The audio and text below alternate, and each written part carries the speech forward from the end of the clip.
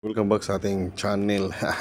Natin sa itong bench. So, itong video for today is about this microwave oven.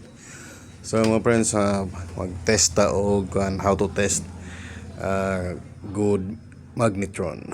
So, ito yung tinatawag na magnetron sa microwave oven. Ito yung nagpo-produce ng microwaves sa loob ng microwave oven. Okay? So, test natin kung good or hindi. So, how to test a good magnetron. So, kita nyo, naka-continuity lang tayo. So, dito sa may dalawang terminal yung magnetron. Yan.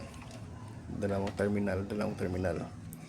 So, test natin yung dalawang terminal. Pag, ayan. Ayan. Nagbabasa siya. So, shorted. So, walang 1 ohm. So, short. May resistance siya, pero almost short na yung resistance siya. So, dito naman sa kabila. So, the same.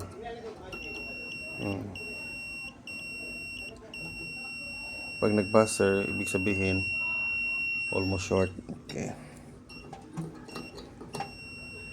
Ayan. So, ngayon naman, ang i-test natin is yung dalawang terminal at saka yung body ground.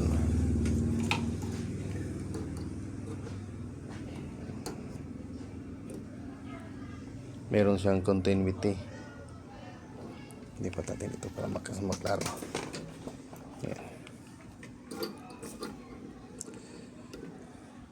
Merong continuity.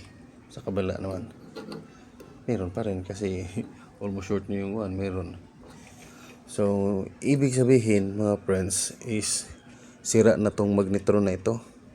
Dapat yung magnetron, yung dalawang terminal niya dito ay open. Pag ganun mo sa ground, wala siyang reading. So, dito naman sa kabila,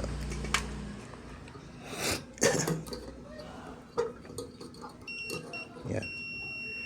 So, lock natin yung tapos test natin dito sa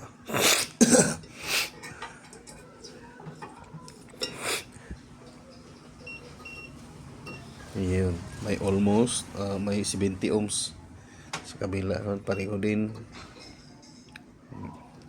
So, ibig sabihin din mga friends, ito ay sira din. So, itong isa lagay natin dyan sa ground. Yan. So, walang reading, open circuit. Kapila. Open circuit. So, ibig sabihin, ito na magnetron is good pa. Itong good is ito na magnetron is good. Ito sira.